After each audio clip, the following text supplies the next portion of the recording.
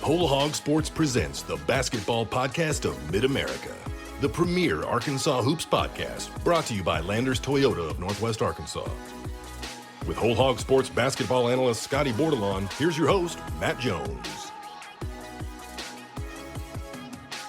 For the second time in 45 days, Arkansas beat the number one team in college basketball, and this time it was on the game's biggest stage. The Razorbacks with a 74-68 win over Gonzaga in San Francisco on Thursday night. Now they'll turn around and play Duke on Coach K's farewell tour in the Elite Eight Saturday night. It's going to be a 7:50 p.m. Central tip-off, and the game will be televised on TBS. That's T as in Turner, TBS. Matt Jones with Bob Holt of the Arkansas Democrat-Gazette and Scotty Bordelon of WholeHogSports.com. I'm back in Fayetteville, but they're on the ground in San Francisco. And guys, what was it like being in the building last night when the Razorbacks won that game? It was a lot of fun for me. It was the first time I covered a Sweet 16 game in person since 1996 when UMass beat Arkansas in Atlanta. And I think that game was in the Georgia Dome, which no longer exists. I've covered a lot of games in buildings that no longer exist. Yeah, me and Scotty had great seats right there on the front row, and we were literally across from the Arkansas bench. You got to see, I don't know about Scotty. I couldn't hear anything they were saying, but it was interesting to watch, Eric Musselman in action during the game and see the assistants and how the players reacted. And we were sitting, the Arkansas fans were sitting right behind us, so I don't know how much of a crowd it was for Arkansas, because all we heard was Arkansas stuff, and they were staying up most of the game. And Eric Musselman's mom was right there, and his wife Danielle and his sister, and his son, youngest son. Just everybody was having a good time with the way the Razorbacks were playing. So it was a great atmosphere, I thought. It was unbelievable, and it was really cool. Like, not just because Bob's on this podcast, but it was cool sitting by him during this game, and we just kept looking at each other like, I think Arkansas is going to do this. And I can't remember which shot it was. It may have been Trey Wade's first three of the second half that he hit, maybe in front of the Arkansas bench that put him up for good.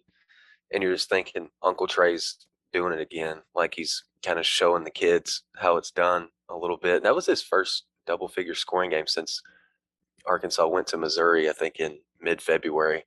And that was the podium game of all podium games, I thought. And like, Trey sometimes gets a little bit of flack from Eric because he doesn't, he's a 6'6" forward. He's technically a big man, but he doesn't necessarily rebound real well all the time. He did that too. Like, he had 7 rebounds, blocked a shot, had a steal that turned into a layup on the other end. He was phenomenal. But I mean, just the scene was crazy. Like, I could hear, like, right when the second half started, I thought the opening couple minutes of the second half were going to be really big. And I can hear Matthew Musselman yelling at Trey Wade, play with high hands, play with high hands.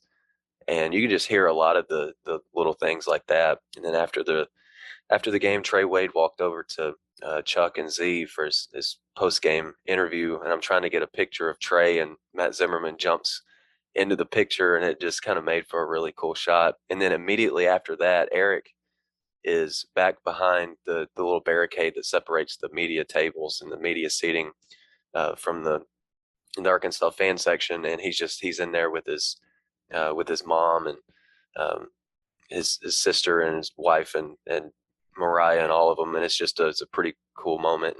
And Eric turned around to Danielle, and he had his hand up, like, trying to give her a high five. She didn't see him for a solid 2 seconds. Like, she's kind of just taking it in. She didn't see him, and then they finally high fived, and she looked at him, kind of grabbed him behind the neck, and said, "You did this." And that was just.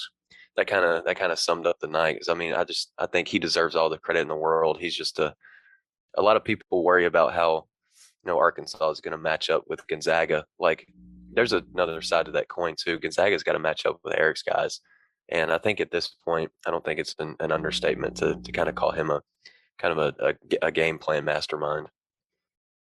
Definitely, I'd say a defensive genius, I think, with the way that they've been able to take away the other team's best players. Let's break this down. The game last night, Arkansas went 74-68. First half first, I thought that, everybody pays attention to the big run at the end of the first half. I think it was 15-4 or 13-2 or something like that. Note hits the shot at the buzzer. And how many times have we seen this, by the way, this year, where Jalen Williams will take a charge in like the last 8 seconds of the first half, and Arkansas will go down and get points right before. I mean, we saw it at the SEC tournament with Chris Likes hitting a shot, but we've seen it in other games this year. It seems like that's been kind of this recurring theme. But more than that big run that they had at the end of the first half, Scotty, I thought that there were two kind of mini runs that they made that were really key to this game. Gonzaga jumps out to a 5-0 lead. Arkansas responds with 6 straight points. Gonzaga then, gets going again. They get up 16-10. Arkansas responds with 7 straight points and takes a 17-16 lead. Those little runs within the game I thought were really key to this, and in Arkansas really kind of finding its footing about midway through the first half and settling in. And then probably the final 30 minutes or so, they outplayed Gonzaga. Yeah, I think you're right about that. They led the last 16 and a half minutes of the game, I think. But you knew that, Gonzaga's really good. Like, in their pace, me and Bob were talking about that a lot. It was literally exhausting to watch. Looked at Ken Palm, I wrote about this. Like, they have on average, the shortest offensive possession length on average in the country, and it's like 14 seconds. I would be willing to bet they took half their shots earlier than that or sooner than that, and they were good, clean looks too. And so you got to give credit to Arkansas for getting back in transition for the most part. I got back to my hotel last night and I rewatched the game to track shots defended. Arkansas gave Gonzaga 6 uncontested threes, which, the volume that they shot them, I think that's a fairly decent number, and they hit 2 of them. So maybe you could say Gonzaga missed some looks, but whatever. But I think the first possession for Gonzaga, I think Arkansas took a punch. Like, they forced a miss, and then Gonzaga offensive rebound, and then there's a 3 right in front of me and Bob, and then that was just kind of the first punch that Gonzaga threw. Then they added another layup, but I thought Jalen, Stan, and JD just really steadied Arkansas too, and I thought that Arkansas was going to be fine in this game when JD came up with that first steal, and he gave Arkansas that 6-5 lead because, we were at practice on Wednesday and Arkansas was working really hard on kind of blowing up the dribble handoffs on the perimeter. And I don't think there's anybody better at that on this Arkansas team than JD. And he just as clean as possible, just ripped the ball from a Gonzaga player on the perimeter, went down and threw down a dunk. I think he's got a dunk in 2 straight games now. But that was the moment I thought Arkansas was going to be okay. And I know there was another 9-0 run that Gonzaga went on to go up by 8. But then Arkansas closed the half so well. And then in the second half, they kind of weathered a kind of I think a 4-0 flurry from Holmgren to kind of get them back, within a point or two. But they just kept fighting back, and that's the thing Jalen Williams talks about all the time with this team. They just don't quit fighting. I think that's really the hallmark of this team. Yeah, getting Chet Holmgren, the 7-foot freshman, I've seen him listed as the number 1 overall pick in some mock drafts. I don't think there's any doubt he's going to be a top 10 pick. Very skilled 7-footer, hits a lot of threes, blocks a lot of shots, and he had 11 points and 14 boards, but only 23 minutes because he was in foul trouble.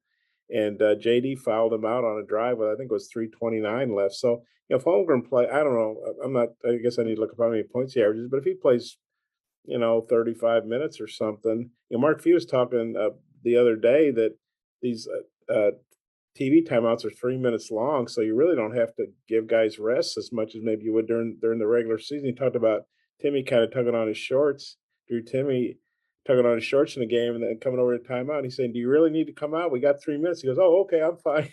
And that allows Eric to play, keep his bench probably as short as he wants for a particular game, but. Getting Holmgren in the foul trouble and then fouling him out, I don't think you can underestimate what a big thing that was. And also JD Note staying out of foul trouble. Jalen Williams, thankfully for Arkansas, had no fouls in the first half because he had 4 in the second half. But he was, Arkansas never had to take either of those guys out because of foul trouble. I don't think that's why Eric would take him out, maybe just give him a little break. But so I think the foul situation was really big, against Gonzaga and in Arkansas's favor in that regard. I also thought that Stanley Amude, even though he only played 20 minutes and he, battled a lot of foul trouble. That's a guy that you want on the floor a lot, but he didn't. played virtually one half, but I thought he was maybe one of the underrated guys that really gave Arkansas a boost because he only scored 6 points, but he's 3 of 5 shooting, and all the shots that he hit were those mid-range jumpers that he's just kind of known for. And I thought, when Arkansas took that 17-16 lead, he caught an inbound pass along the baseline, and anytime that Stan caught the ball in like those sweet spots along that left baseline and right baseline, Gonzaga sent the longest double team I've ever seen in my life at him, and he just kind of calmly backed away, a little bit more toward the 3-point line, and then Trey, the guy who the Gonzaga defender helped off of Trey Wade, and Trey just made a rim cut, and Stan found him for a dunk, and then Trey hit the three later that gave Arkansas the 1 point lead. I just thought Stan was kind of I thought he was sneaky good just outside of the foul trouble he had. Uday picked up his second foul of the first half at the under 12-minute timeout, and from that point on, Arkansas outscored Gonzaga 18-13 in the first half, and I thought that was a real big key to the game because Amude had played pretty well in those first 8 minutes, had a couple of nice turnaround jumpers, and again, as Gonzaga was making some of those runs where it felt like they might put some distance between themselves and Arkansas, Amude hit a couple of big shots that helped Arkansas keep the game close. You got the full JD Note experience during the game last night. 21 points. He misses 20 shots. He has 5 turnovers, but he also has 6 rebounds and 6 assists. That's with Note, you're going to get the good with the bad, and they got both a little bit during the game against the Bulldogs, but he made some big plays for the Razorbacks down the stretch. Yeah, man, he only actually missed 19 shots, so let's not overdo it. No, just kidding. But yeah, he was 10 of 29, and Eric got asked about that after the game. He said, "Hey, if he'd have taken 10 more shots, I'd have been fine with that." I mean, he's a guy. The ball was in his hands constantly, and he was either taking it to the hole. I mean, being that close to the court, I got a much better eye because he's right in front of us, and honestly, get a much better feel for kind of how he works things. And I think he had 4 offensive fouls against New Mexico State in their second round game, and I think he was being. I don't think he picked up an offensive foul last night. I might be wrong about that, but I don't remember him doing that. And you can tell I thought he played more under control to make sure he didn't get a charge, which obviously is a bad play for the team and bad for him. And he was able to play a lot of minutes. And the steals, 3 steals, I think, and a couple times he just literally took the ball away from those guys. It looked like a big kid on the playground taken away from a. I'm like, how's he doing that to Gonzaga? But these players, yeah, he just helped them on so many levels. And late in the game, he had a bad foul on a 3-pointer, but fortunately for the Razorbacks, they had a big enough cushion. But that was really the only really bad thing I thought JD did. I know he missed some shots, but I thought he worked the clock down pretty well late in the game. They were trying to milk some clock and protect the lead, and he's just a guy. If you're Arkansas, you want the ball in his hands. Yeah, I thought nothing that JD did was really out of the ordinary. I mean, we've seen. I mean, you want your best perimeter player to probably take the majority of your shots when you're playing a team like Gonzaga. I mean, you look back at the Kentucky game, I think JD took upwards of 25, 26 shots, and I think he did the same thing against Auburn, and he scored 28 and 30 points in those games. Then he goes for 20 plus against Gonzaga. He finished with 21. He's just like Bob. I think Bob hit it on the head. Like when you're sitting that close to the floor, you really have an appreciation for the energy that he expends when he's on the floor, and he's the first guy hauling tail to the other end to get back on transition defense, and then he's asked to initiate the offense, create a lot of the shots for himself and for teammates on the offensive end. I really appreciated what JD's done all season long, but I think when you kind of get that viewpoint of what he did last night, I think it for me the appreciation for JD grew, and just he's a gamer, and I don't mind at all that he missed 20 shots. Like he probably a lot of the looks that he missed, you're probably thinking, yeah, I'm cool with JD taking that shot. The 2 threes that he made were pretty unbelievable. Like one of them was an off balance 3 that I think it kind of stunned Gonzaga, to be honest. And then he hit another one of his 3s, I think maybe his first one, right in front of me and Bob, and it just ripped. You could just hear the net rip. And that JD hears that, he gets a lot of confidence. And he's a guy that plays with a ton of confidence anyway. But JD's just he's been phenomenal. Uh, don't really care that he missed 20 shots, and I'm sure Eric doesn't either. They're moving on largely because of JD. There were a couple of times where Musselman threw his arms up on shot selection, Bob. Well, yeah, but you just have to live with JD. You know, you have to, because the good outweighs the bad. And you think about it, you know, he got in foul trouble against New Mexico State, didn't score in the first half, scored 17 in the second half. So that means in the last, game and a half, he scored 38 points in the NCAA tournament. I mean, that's pretty impressive. And 6 rebounds last night, 6 assists. He was doing a lot of different things to help him win. And we had Charlie Kydra, our photographer here, is doing a really great job. And I was looking at the photo gallery last night. And there's one shot where JD is like he's got both feet off the air. It looks like he jumped off. At least to me, it looks like he jumped off a trampoline or something. I don't know how he got both legs that high, but I thought that was. I mean, there were a lot of great shots, a lot of cool shots. I hope people will go online and look through those. There's even one where he got me and Scotty in the picture. I don't know if that was an accident or what, but I thought that picture of JD with both his legs that high in the air. I thought, man, how does he do that? But he's just a great athlete. A couple more things on JD. Like I went back and rewatched the game last night for shots defended. Gonzaga shot 1 of 9 when JD was the nearest Arkansas defender, and so he was on his game. And I thought I think one of the best things that JD does that maybe doesn't get talked about a lot is, last night Arkansas, like I mentioned, Arkansas, their game plan was to go over the top of ball screens and dribble handoffs just to, maybe eliminate some of the 3-point looks that Gonzaga could have gotten. And a lot of times, like JD's having to chase from behind the ball handler. I think he contests from behind, like maybe as well as anybody. And I think there was a game, maybe it may have been the Kentucky game, where he blocked a shot clear out of bounds along the baseline, doing that same thing. And I think he may have tipped a shot doing that last night, and maybe just throwing the rhythm off of some of those Gonzaga guards doing that exact thing. I thought defensively it was just an outstanding performance by the Razorbacks. They had 6 steals, they had 6 blocked shots.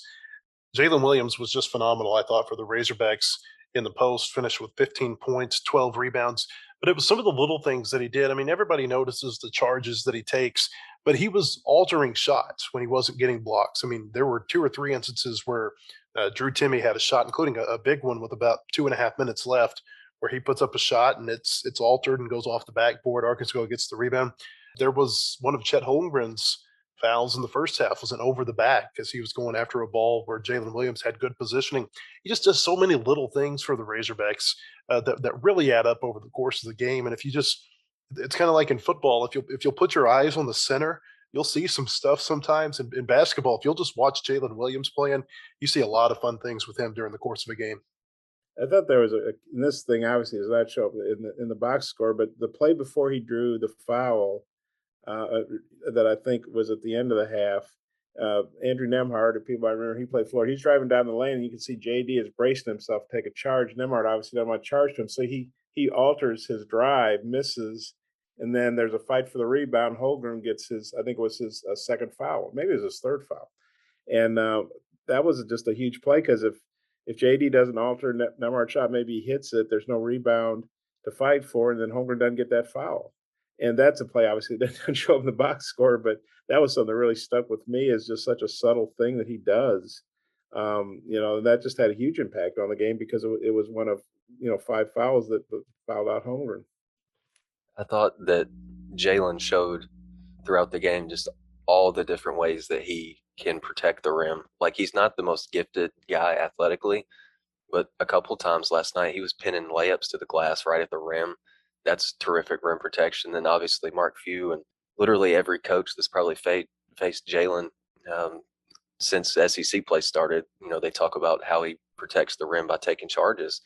And then this may be a little bit of a stretch, but I think it's valid. Like, just the defensive rebounding positioning that Jalen gets on guys like Chet Holmgren, that's a form of rim protection too. Because if he gives up an offensive rebound to a guy that's as long as the day is, I mean, that's probably a layup. And, he's guarding against that. I feel like that's another, form of rim protection. Jalen he gives everything he's got every time he's on the floor. And me and Bob, I think we both kind of saw the same thing last night. There was a point where Drew Timmy got called for a hook on Jalen because he got around Jalen fairly easily, but he hooked Jalen, and the officials called it. And I went back and rewatched the game, and Timmy got him a little bit up top around one of his temples with an elbow, and Jalen doubles over, and I'm pretty sure that he said he was dizzy, and I think he told one of the officials he was dizzy. He stayed in the game, and it just had a phenomenal impact. I'll be interested to see maybe if I can get some more info on that from him today, just because I think there's going to be a player breakout interview session, which should be pretty fun. Yeah, Jalen was under the basket. They were getting ready to inbound the ball after the foul, and he kind of was down. And you can see the official said something to him, which I assume was like, "Hey, are you okay? Are you feeling okay?" And Jalen kind of nodded, and they inbound the ball and, and ran down the court like nothing happened. But yeah, that was a rough game. And Timmy, he sets those picks, and he was kind of hooking around them a lot. And you can see how he operates. He's a veteran player and kind of knows what he's doing. Maybe he can get away with some things out there. It's interesting based on the regular season, the NCAA tournament, I think these games are much more physical. They're calling fewer fouls, which that's fine with me. It makes the game go faster and has a better flow to it. But they're just not calling as many. I don't know if it's the difference between SEC officials. There were some SEC officials. Doug Show's a well-known SEC official, called that game last night. But I like the fact that these things aren't turning into free throw contests. They're letting them play for sure. Just one more thing on Jalen, like just thinking back on all of the bigs that he's played this year, like Shebway, Colin Castleton to a degree. And then last night, like he had Chet Holmgren matched up with him sometimes, and then Drew Timmy. Like Jalen's a guy that's not fearful of anyone, but I think that you could probably take that to another level now. Like Jalen, he's the quality of bigs that he's faced. He probably feels like he can go out and have good defensive success against just about anybody in the country now. He's going to see some more on Saturday against Duke, and we'll talk about that here in a minute. But the bigs for Gonzaga, the key, it felt like, for Arkansas was to take it right at them in different ways. With Chet Holmgren, the big 7-footer, they really went after him in the second half, drove at him, got him in foul trouble. I mean, he fouled Williams on a shot, I think, underneath the basket, fouled Tony on a shot underneath the basket, and then fouled out on the drive by J.D. Note. And then with Timmy, they really swiped at the ball whenever he got the ball in the post. I'm sure that was the game plan. I don't know if other teams had done this to him all year, but it just looked like he was fatigued with all of the the waves of pressure that Arkansas brought at him. They were poking the ball away in a lot of instances, and it looked like he hadn't seen anything like that this year. Yeah, Eric Musselman made an interesting comment last night. I thought he talked about, he played at the University of San Diego, which is in the West Coast Conference. Of course, he played in the '80s, a long time ago. But kind of paraphrasing here, he talked about the and that league has good teams. There were 3 of them made the NCAA tournament, and Florida just hired the coach from San Francisco. But Eric, Scotty, correct me if I'm wrong, but he basically implied that Gonzaga had probably not seen the kind of length and athleticism very often that they saw against Arkansas. Obviously, they lost to Alabama. They beat UCLA. They played some good teams, and they're, like I say, they're good teams in their league. But I don't know if they'd seen a team in a while that played the frenetic kind of defense that Arkansas put on them. Yeah, physicality too. I think Eric said they hadn't seen a team that could be as physical as Arkansas in quite some time. I think maybe the only other team that I would imagine gave Gonzaga any fits as far as physicality on the interior is probably St. Mary's. I remember that was a game I think Drew Timmy went 2 of 10 inside the arc. I think part of the game plan was just be as annoying as possible on Timmy, like whenever he had the ball. And they did a really good job. I thought they frustrated him at times too. And I don't want to say that his game is pretty by any means, like kind of a pretty boy game, but I don't think he was fully ready for everything that Arkansas was going to throw at him, like just different bodies. JD Note sneaking up from behind and just taking his lunch from him, when he was backing down Jalen once. And then they did the same thing with Holmgren too. I think those guys, kind of took it to heart that, hey, this guy's one of the top projected picks in the draft. And, they kind of want to make a statement against him and try to punk him as best they can. I thought one of the neatest moments of the night was when Jalen picked up, I think it may have been the 3rd or the 4th foul on Chet Holmgren. Jalen's laying on the ground and Holmgren's got the ball in his hands, and Jalen laying flat on his back, he looks kind of over his head while he's laying down and kind of gives Holmgren a little bit of a smirk. He knew how big that play was.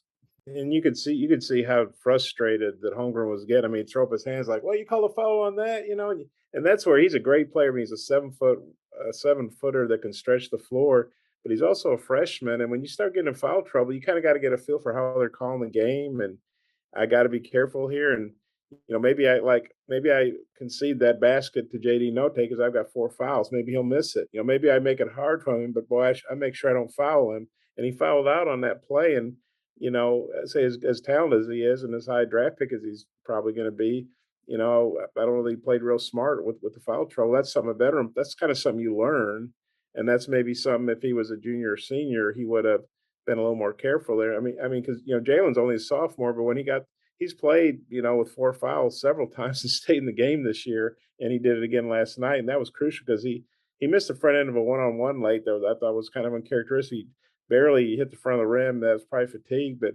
a few seconds later, he was back in line. Man, he switched both those. So I think JD realized. I mean, Jalen. Well, JD for that matter too. They realized they get in foul trouble. They can't afford to pick up that 5th foul. So I think maybe they play a little smarter than what Holmgren did last night. You look at Jalen on the roster; he's just a sophomore, but last night was his 7th NCAA tournament game, and that was just Holmgren's 3rd. And so Jalen's got plenty of experience, and I think he put it to good use against a guy that hadn't really been on that kind of a stage before. Like he's the face of the team that's #1 overall seed in the country, but I think the experience that Jalen's gotten from last year and maybe even the first 2 games, I think that really paid off. Jalen Williams and Devo Davis, sophomores now, they're in the Elite Eight for the 2nd straight year. The last time a freshman class did that, their first 2 years, was Lee Wilson and Darnell Robinson. So pretty good company for those two. The basketball podcast of Mid-America is brought to you by Landers Toyota of Northwest Arkansas. Visit their showroom at 411 South Metro Parkway in Rogers or online at landerstoyotanwa.com. For all your automotive needs, shop Landers Toyota NWA in Rogers, where we guarantee you the best buying experience and best service after the sale in Arkansas. Landers Toyota NWA in Rogers.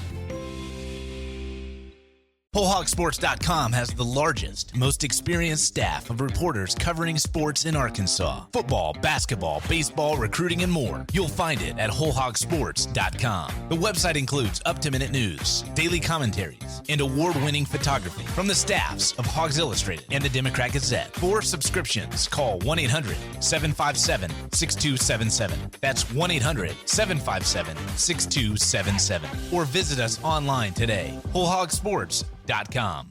Want more coverage of your home team? Download the Whole Hog Sports Video on Demand app. Check out the Fan Zone and get up-to-the-minute videos, podcasts, and features on football, basketball, baseball, recruiting, and more. Search for Whole Hog Sports on Apple TV, Roku, and Amazon Fire at home. And take it with you on the go by downloading it for your mobile device in your app store. The Whole Hog Sports Video on Demand app. Get it today. Arkansas's win over Gonzaga was its first ever over a #1 seed in the NCAA tournament. Everybody's going to call it an upset. Gonzaga was the #1 team in the AP poll. They were the #1 overall seed in this tournament. It didn't feel like an upset to me, though. I mean, when you watch the game, it just felt like Arkansas had this thing in control. And Scotty mentioned earlier, some of the shots that Trey Wade hit, the one that put Arkansas up 39-36. It just felt like every time that Arkansas needed a big shot in this game, they got it from somewhere, whether it be from Trey Wade or Stanley Amude or JD Note, Jalen Williams. This is a team that looks like they've got the potential to beat any team in the country. I heard Jay Billis say it last night on ESPN. If you can beat the tournament's top overall seed, you can beat anybody. Duke's going to be the favorite in the Elite Eight. There's going to be all the fanfare on Coach K and his going away party. I think Arkansas can beat Duke. Yeah, definitely. Like I say, if they can beat Gonzaga, they can beat anybody. And then you look at, I know Kentucky and Tennessee and Auburn bombed out the NCAA tournament for the most part. But Arkansas beat those teams down the stretch, and I think they went 6-2 down the stretch against SEC teams that made the NCAA tournament. And they're just playing at they seem to peak at the right time. Maybe something like maybe Auburn peaked early or Kentucky did or whatever. But just like last year, I mean, Eric Musselman just has a knack for getting these guys to be playing the right way at the right time. And the fact they could beat Gonzaga shooting just over 40%. I mean, they forced 15 turnovers. Gonzaga's, a very good ball handling team. But like Scotty pointed out, they were annoying. True Timmy, a guy that handles the ball a lot. And I'm sure he felt a lot of pressure with Holmgren in foul trouble. Like I got really, and he had 25 points, so he played really well. But he needed to obviously score even more with Holmgren in foul trouble. And Nemhard, who's played in the SEC at Florida, he had a tough game. He was 2 of 11. I think Audice Tony was guarding him most of the time. They did a nice job on him too.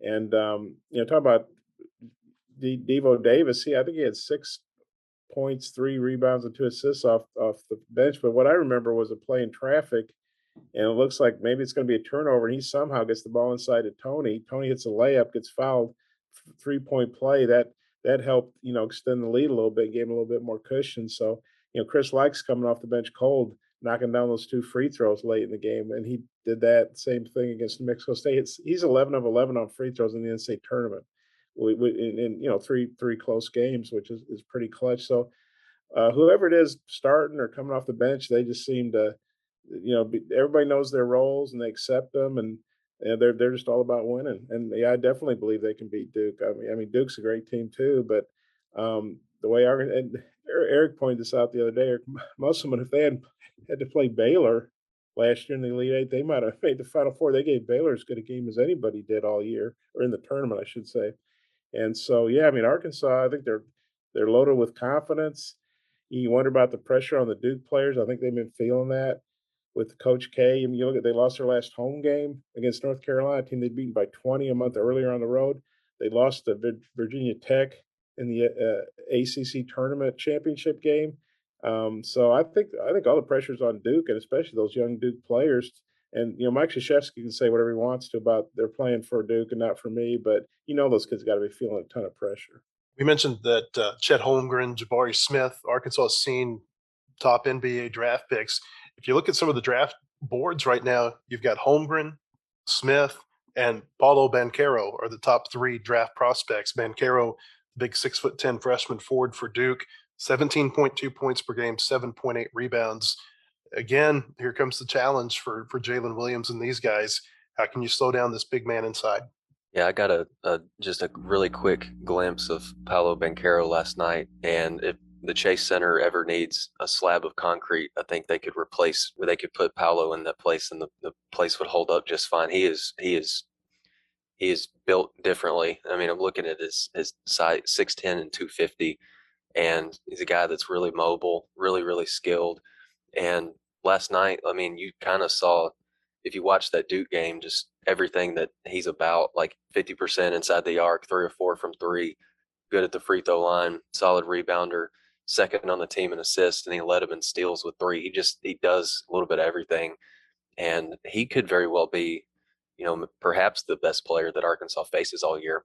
I mean, he could present, as many matchup problems as anybody. I think another guy that Arkansas fans need to really key in on is Jeremy Roach. And I think he was really big for Duke when they beat Michigan State to get to San Francisco. And then last night he goes for 15 on 7 of 10, shooting on 2-point shots, and he led them with 5 assists. He did have 4 turnovers, so Eric's probably going to have a plan to pressure him and make him as uncomfortable as possible whenever he's handling. But Duke only got 2 points from their bench, and all their starters played at least 30 minutes. So maybe it's another case where Arkansas maybe goes 8 deep and just tries to wear them out, and like I said earlier, just be annoying as possible defensively. But that's just kind of what Arkansas does at this point. And Bob kind of took the words right out of my mouth earlier. Every guy on this Arkansas roster knows their role, and they do not stray very far from it whatsoever. And it's interesting, Matt, that you said that Arkansas just kind of has this knack for making timely shots. Before, I think it was the press conference before the Gonzaga game, Eric was like, I think he got asked just kind of about the makeup of the team, and they're built on a foundation of toughness, defense, and he said we just kind of make timely shots when we need a shot. And last night, Arkansas just got timely shots from just about everybody, and that kind of well-rounded feel. I think that Duke's got their hands full too. Like Arkansas is not the only team that's got their hands full. Like there's another side to this coin, and Duke's going to have to prepare for Arkansas in a pretty balanced team. And then you look at Duke's roster at Mark Williams, 7'1" sophomore. So another team with good size, just like Auburn and Gonzaga, but Arkansas seems to find a way. And sometimes those smaller guys, Arkansas is obviously Jalen's the only really true big man who's playing for him, 6'10", but those 6'4" guys like Trey Wade and Stanley's playing really good defense now, and Tony, we know what a good defender he is, and so yeah, they just like Arkansas has to match up with Duke. Well, Duke has to match up with Arkansas too, and they maybe can't match Duke for firepower in terms of NBA first round picks, but this is college, it's in the NBA, and Eric's just got this team playing such good defense, and as they proved against New Mexico State, they won an NCAA tournament game shooting 27%. I don't know how many teams have done that, but not many, I imagine. But that shows that their defense it's really carried them really they're 18-3 in their last 21 games, and defense has been by far the biggest factor in that, and that's just something they've carried over from the regular season into the NCAA tournament. I saw on SEC Network that Arkansas, their field goal percentage, which is 38%, it's the lowest of any team that's made the Elite Eight since the tournament expanded in 1985. Arkansas playing in the Chase Center this week, $1.4 billion home of the Golden State Warriors. I don't know that a lot of people realize that this is kind of like the go-to place in the NBA right now. It's what the Cowboys Stadium was 10 years ago to the NFL. Scotty, what were your impressions being inside there? It is state of the art, futuristic, all the things that you can kind of think of. And I think your story laid it out pretty well. And then I walked into the arena and it was still stunning. Like the video board is unlike anything I've ever seen. I got to walk on the concourse a little bit and go get some gear to take home. And it's state of the art and it's awesome. And I think I joked with Tony Rancino from the Little Rock station, one of the Little Rock TV stations. I said, I think this place in terms of square footage might be bigger than my hometown. It's unbelievable. Yeah, scoreboards what really caught me, because during timeouts I kind of find myself, I guess I was like a small town guy walking around downtown New York staring at the big buildings, but that scoreboard, I mean, it is humongous. And one of the local AP writers here, in a question, I think was asking the players their thoughts, and she mentioned that it's the biggest scoreboard in the NBA. I mean, it looks like the one in Jerry World. It's a basketball version of that screen. If somebody fired up a half court, it's just like the punters sometimes hit the screen in Jerry World. You wondered if somebody, was throwing a long pass or maybe firing up a shot at the end of a half or something that might hit that scoreboard. It's an impressive place, and fans are right on top of you. Or maybe that's the way they did it for the NCAA tournament. I don't know if they added some seats that they brought it closer, but yeah, it's a very cool environment. And I know the players said that they. I guess the hockey team out here, San Jose, plays in San Jose, I imagine, or Oakland or whatever. But the players said they kind of like not playing in a hockey arena because the ice underneath can be a little cold. But this is a true basketball arena, in every sense of the word. That's a good comparison relative to the size of the stadium to the scoreboard at AT&T Stadium in Arlington. Talking to someone from the Warriors earlier this week, they said that the Chase Center was what they called a petri dish, basically a blank canvas for these tech giants in Silicon Valley to come in and really show out with some of the technology that they put in this building. I don't know if they're doing virtual or augmented reality during the NCAA tournament games, but they can do some pretty crazy things with that scoreboard, which is 15 screens and 10,000 square feet. Arkansas will get one more chance to play at Chase Center on Saturday, 7:50 p.m. Central Time tip-off against Duke in the Elite Eight. The winner goes to the Final Four the following weekend in New Orleans. Arkansas with a chance to hand Mike Krzyzewski his final loss in a storied coaching career, or Duke will go to the Final Four for the 13th time under Coach K. Go to WholeHogSports.com today and tomorrow for all of our coverage leading up to the game against the Blue Devils. Scotty and Bob and Charlie will be back at Chase Center this afternoon to talk with players and coaches from Arkansas and Duke. And, of course, we'll have all the coverage following the game Saturday night. Also hope you'll check out our baseball coverage as the Razorbacks go to Missouri this weekend.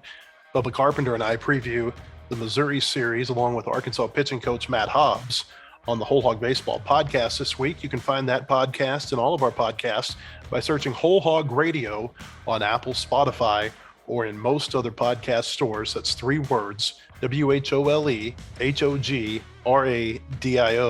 Hope you'll leave us a rating and review, and it'll help others find our podcasts.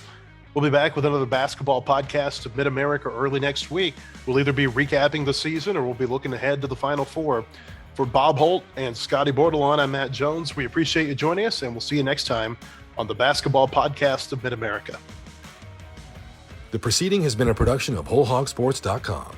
Look for our latest podcasts on Apple, Spotify, or your favorite podcast store. And visit us anytime at WholeHogSports.com for the latest news and commentary.